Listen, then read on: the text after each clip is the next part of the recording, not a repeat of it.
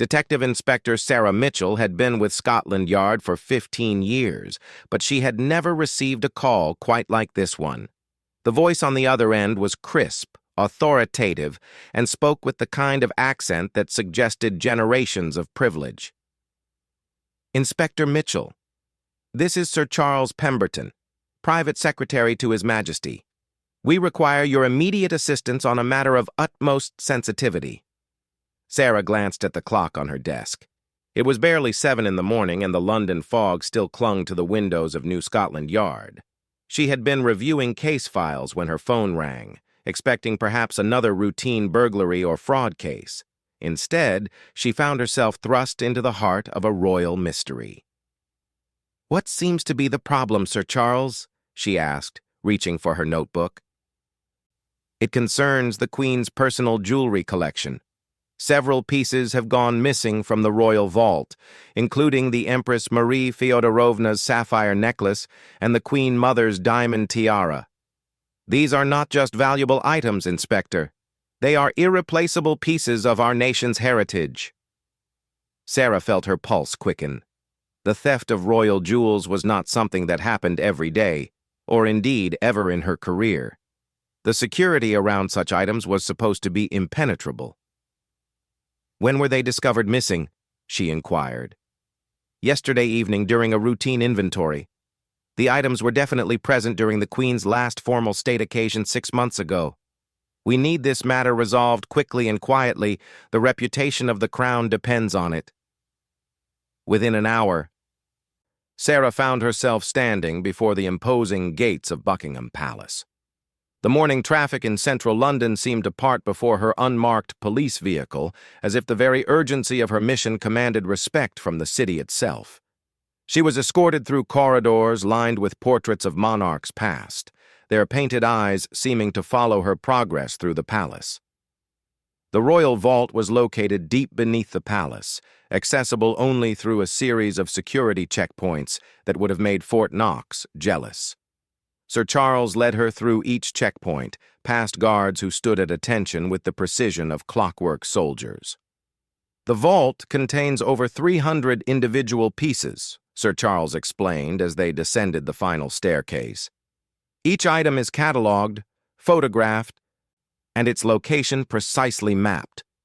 The missing pieces were stored in Section 7, which requires additional clearance to access."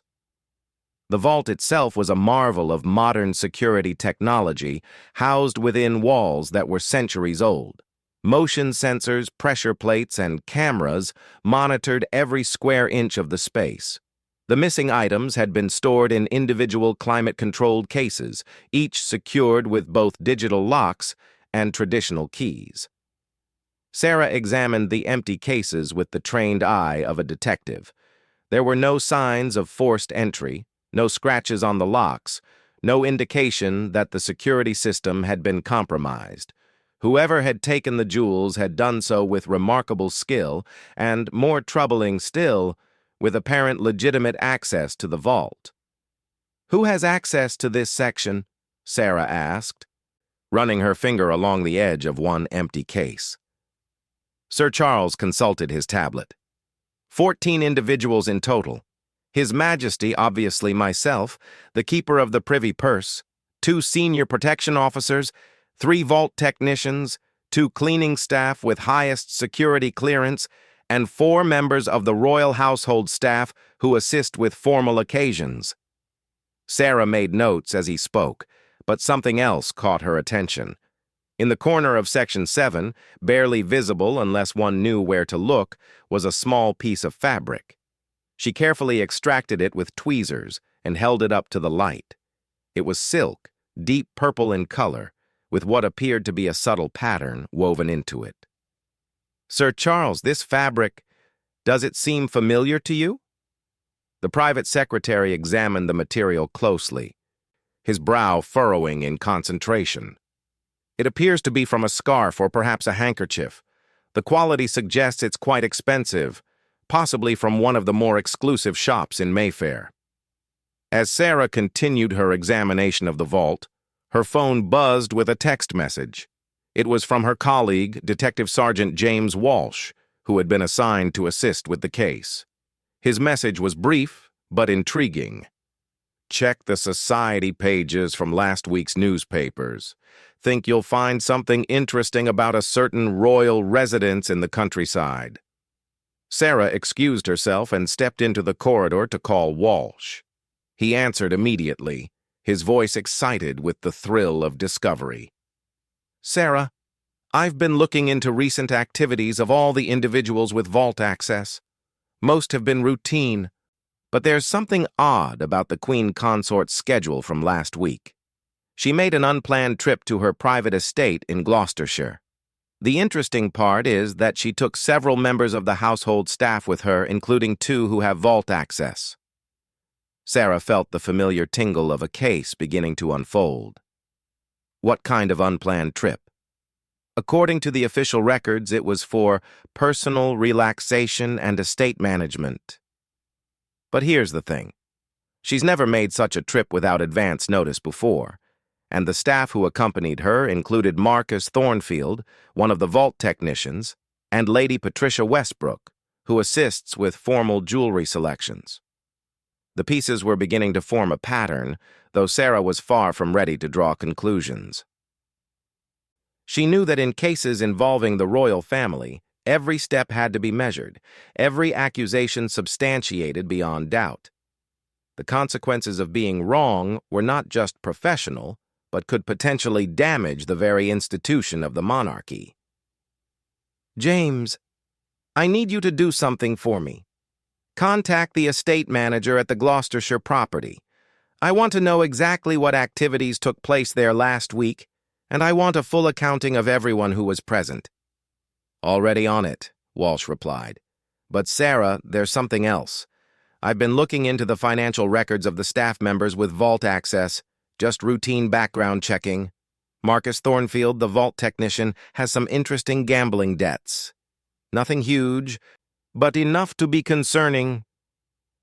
Sarah made a mental note to investigate Thornfield more thoroughly. In her experience, financial pressure was often the root of theft, even in the most unlikely circumstances.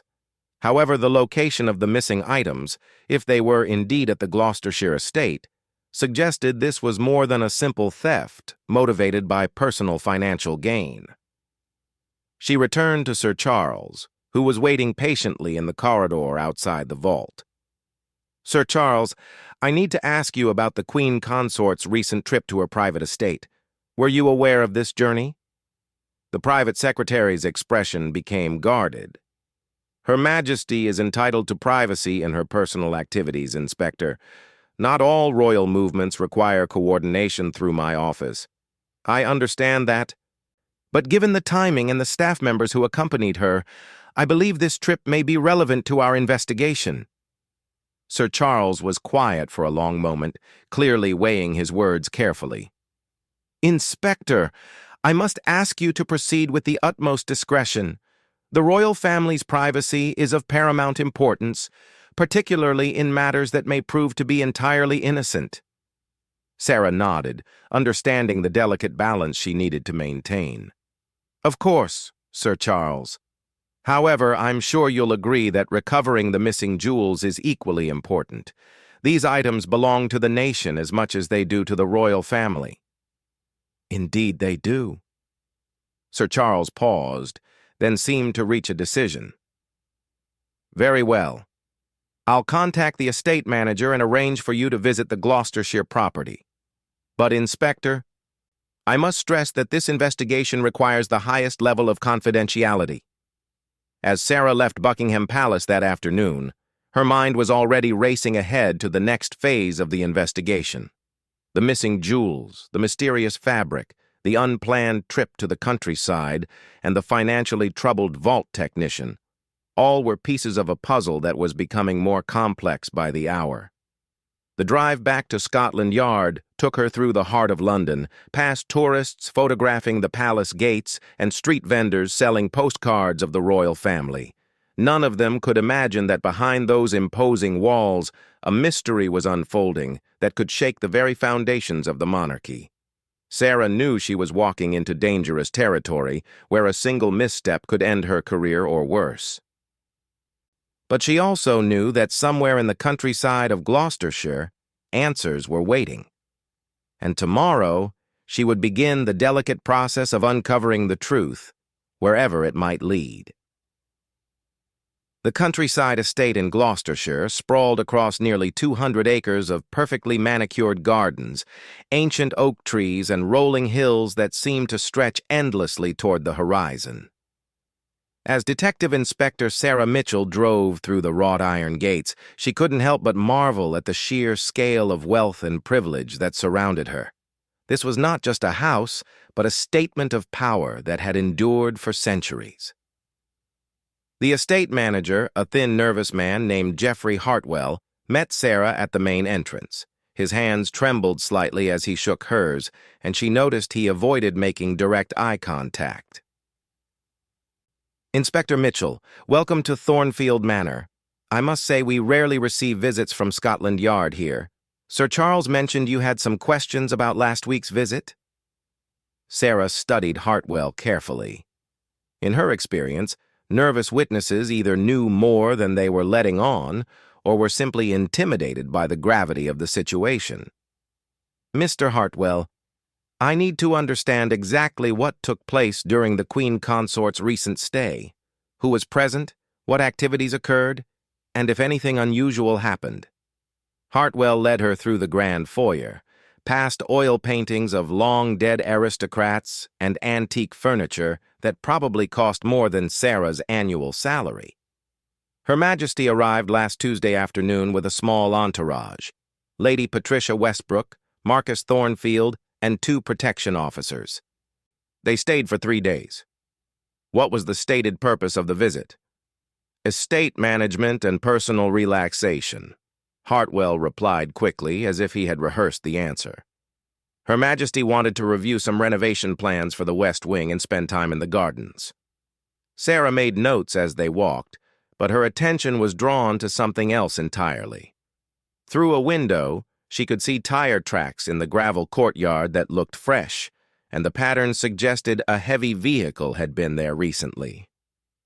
"Mr. Hartwell, did any deliveries or unusual vehicles visit the estate during the Queen Consort's stay?" The estate manager's pace slowed noticeably. "Well, yes, actually. A security transport arrived on Wednesday evening. I was told it was bringing some personal items for Her Majesty's comfort during her stay." Sarah felt her pulse quicken. A security transport was exactly the type of vehicle that would be used to move valuable items like royal jewels. "Who authorized this delivery, and where were these personal items stored?" I'm not entirely certain about the authorization. Lady Patricia handled those arrangements. The items were taken directly to the private study in the East Wing. Her Majesty was very specific that they not be disturbed. They walked through several more rooms before arriving at the East Wing study. It was a cozy room compared to the grand public spaces, with floor-to-ceiling bookshelves, a stone fireplace, and tall windows that overlooked the estate's rose garden. But Sarah's trained eye immediately noticed something that seemed out of place. On the Persian rug near the fireplace, there was a small stain that looked recent. She knelt down and examined it more closely. "Mr. Hartwell, what is this stain?" I'm not sure, Inspector. The cleaning staff mentioned finding it after Her Majesty's departure. They assumed it was tea or perhaps wine." Sarah took a small sample of the stain for analysis. To her eye, it looked more like jewelry cleaning solution than any beverage she knew. Professional jewelers used specific chemicals to clean precious stones and metals, and this stain had the telltale residue she had seen before in cases involving stolen jewelry. Her phone buzzed with a call from Detective Sergeant Walsh. She stepped away from Hartwell to answer it. "Sarah, I've got news about Marcus Thornfield. His gambling debts are worse than we initially thought. He owes nearly £40,000 to some very unsavory characters in East London, the kind of people who don't accept late payments graciously." "That gives him motive," Sarah replied quietly. "But stealing royal jewels to pay gambling debts seems like trading one impossible situation for another." Unless he wasn't acting alone, Walsh suggested.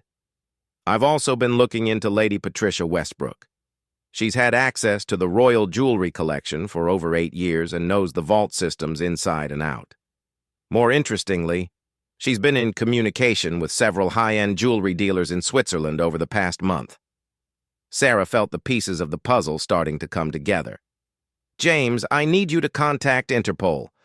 If Lady Patricia has been in touch with Swiss dealers, there might be plans to move the jewels out of the country. Also, get a warrant to search her London residence. After ending the call, Sarah returned to Hartwell, who was anxiously straightening books on a nearby shelf. Mr. Hartwell, I need to see the room where Lady Patricia stayed during the visit. The estate manager's face went pale. Inspector, I'm not sure I have the authority to— Mr. Hartwell, Sarah interrupted firmly. This is a criminal investigation involving theft from the Crown. I can get a warrant if necessary, but that would require involving local police and potentially creating the kind of publicity I'm sure everyone would prefer to avoid. Reluctantly, Hartwell led her up a grand staircase to the second floor. Lady Patricia's room was elegant, but not ostentatious, with antique furniture and paintings that probably dated back centuries. Sarah immediately began searching for any evidence that might connect Lady Patricia to the missing jewels. In the wardrobe, she found several expensive silk scarves, and one of them was missing a small piece from its edge. Sarah compared it to the fabric fragment she had found in the vault, and it was a perfect match. Lady Patricia had definitely been in the vault recently, and she had been careless enough to leave evidence behind. But the most damning discovery was hidden beneath the mattress. Sarah found a small velvet jewelry case, empty but still bearing the royal insignia. Inside the case was a tiny card with the description of one of the missing pieces: Empress Marie Feodorovna's sapphire necklace. 14 carats, Russian imperial provenance. Mr. Hartwell, Sarah called, her voice sharp with authority. I need to know exactly what time the security transport left the estate on Thursday. The estate manager consulted his logbook with shaking hands. Thursday morning, approximately 10:30 a.m. Lady Patricia supervised the loading personally.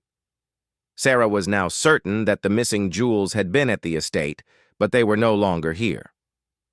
The question was whether they had been moved to another location, or if they were already on their way out of the country. She called Walsh again with an urgent request. James, contact Heathrow, Gatwick, and all the private airfields. I want passenger manifests for any flights to Switzerland, France, or the Netherlands that departed after Thursday morning.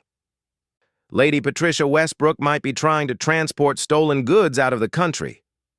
Already checking, Walsh replied. But Sarah, there's something else. I've been monitoring Marcus Thornfield's movements, and he didn't return to his London flat last night. His neighbors say they saw him loading suitcases into a taxi yesterday evening. The investigation was reaching a critical point. Sarah knew she needed to act quickly before the trail went completely cold. She thanked Hartwell for his cooperation, though she suspected he knew more than he was admitting, and began the drive back to London. During the 3-hour journey, she called Sir Charles to update him on her findings. His voice was grave as she explained about the fabric evidence, the empty jewelry case, and the mysterious security transport. Inspector Mitchell, this is deeply troubling. If members of the royal household are involved in the theft of crown jewels, the scandal could be devastating. How do you propose to proceed? Sarah had been thinking about exactly that question throughout her investigation. Sir Charles, I believe we need to coordinate with royal protection officers to locate Lady Patricia and Marcus Thornfield.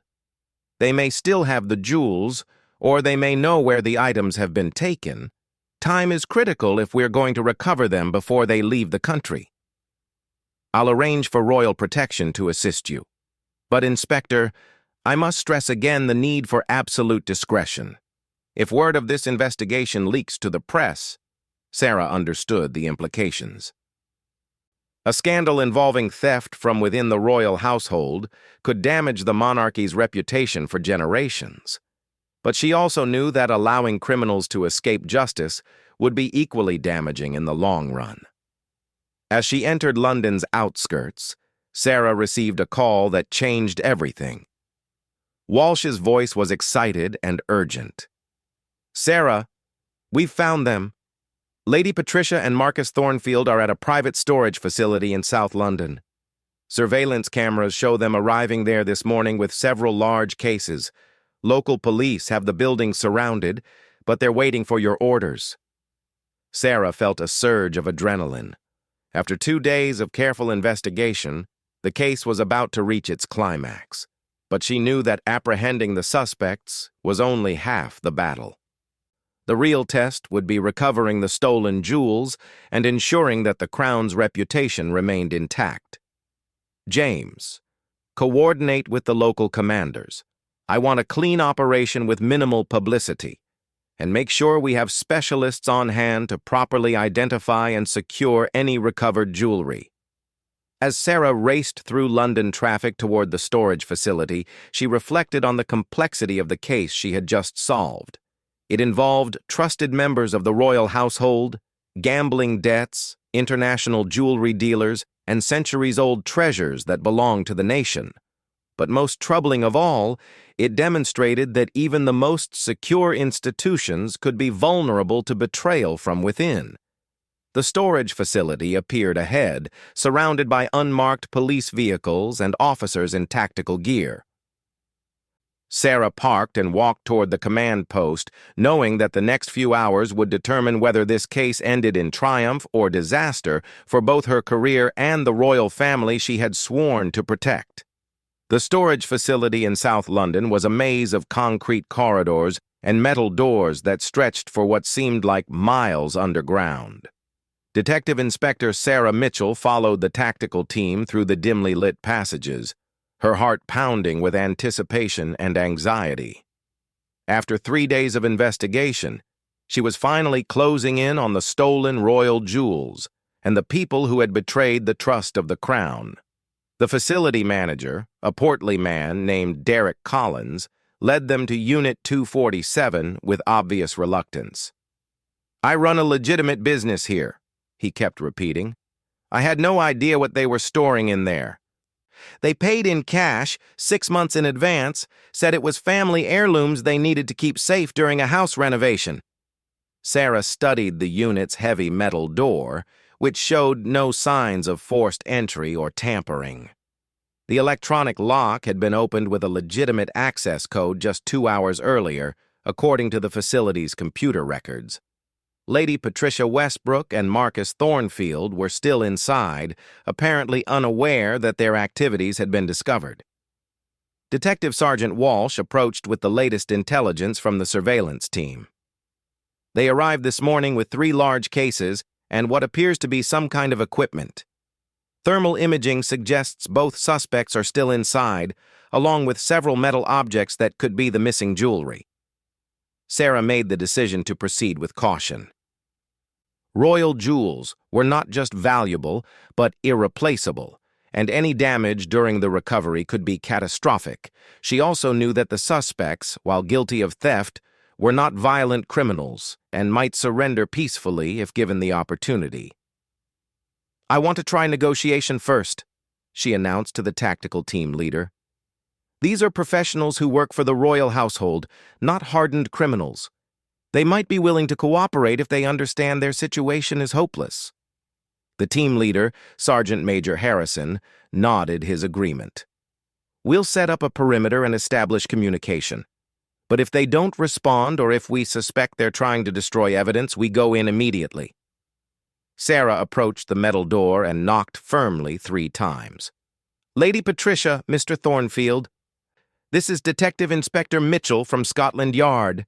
We need to speak with you immediately about some missing items from Buckingham Palace." The silence that followed seemed to stretch for an eternity. Sarah could hear muffled voices from inside the unit, urgent whispers that suggested panic and confusion. Finally, Lady Patricia's cultured voice replied through the door. "Inspector Mitchell, I believe there has been some misunderstanding. We are simply conducting an inventory of some personal items that require careful attention. Sarah had to admire Lady Patricia's composure even in impossible circumstances. Lady Patricia, we have evidence that connects both of you to the theft of several items from the royal jewelry collection. We also have surveillance footage of you transporting these items from Buckingham Palace to the Gloucestershire estate and then to this facility. Your best option now is to cooperate fully with our investigation. Another long pause followed, during which Sarah could hear more whispered conversation and what sounded like movement within the unit. Finally, the electronic lock beeped and the heavy door slowly opened. Lady Patricia Westbrook stood in the doorway, still impeccably dressed despite her circumstances. Behind her, Marcus Thornfield looked considerably less composed, his face pale and his hands visibly shaking. The interior of the storage unit was illuminated by portable lights and contained several work tables covered with what appeared to be jeweler's equipment. "Inspector," Lady Patricia said with remarkable calm, "I suppose congratulations are in order. You've conducted quite a thorough investigation in a very short time." Sarah stepped into the unit, followed by Walsh and two evidence technicians.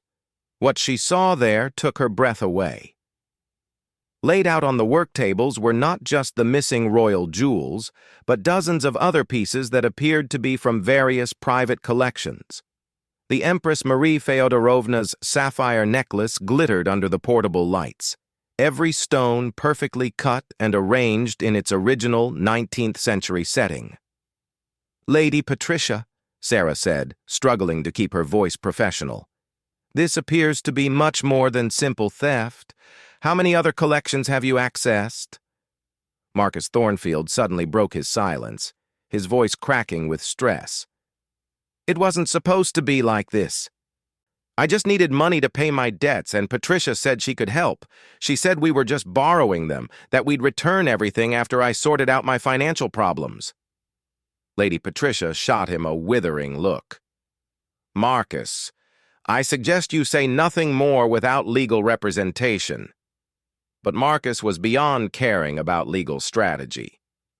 "She's been doing this for years, Inspector. Not just royal pieces, but jewelry from other wealthy families she has access to through her work. She has buyers all over Europe who don't ask questions about provenance." Sarah felt the case expanding beyond her wildest expectations. What had started as the theft of 3 pieces from the royal collection was apparently part of a much larger operation involving international jewelry trafficking. She signaled to Walsh to contact Interpol immediately. "Lady Patricia," Sarah continued, "I'm arresting you on suspicion of theft of property belonging to Her Majesty the Queen, conspiracy to commit fraud, and handling stolen goods. You have the right to remain silent, but anything you do say may be given in evidence." As the formal arrest proceeded, Sarah examined the jewelry more closely. In addition to the 3 missing royal pieces, she identified items that appeared to be from several other prominent British families. The scale of the operation was staggering, potentially involving millions of pounds worth of stolen jewelry accumulated over several years.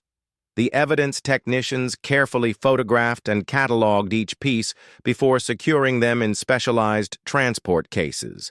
Sarah was particularly relieved to see that all the royal jewels appeared to be in perfect condition, with no signs of damage or alteration.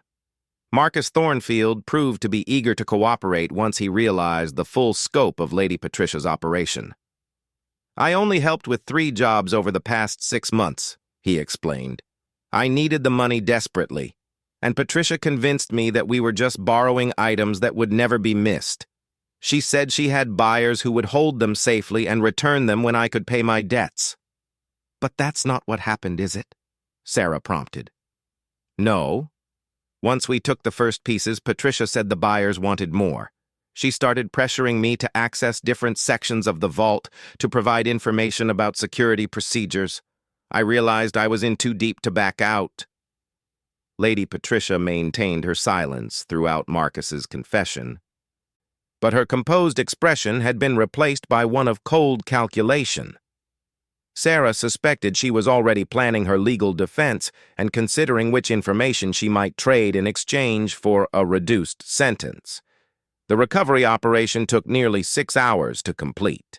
In addition to the jewelry itself, they found detailed documentation of Lady Patricia's network, including contact information for buyers in Switzerland, France, and Belgium. Computer files revealed a sophisticated operation that had been running for almost 5 years, targeting wealthy families throughout Britain and Europe. Sir Charles Pemberton arrived at the facility as the last of the evidence was being loaded into secure transport vehicles.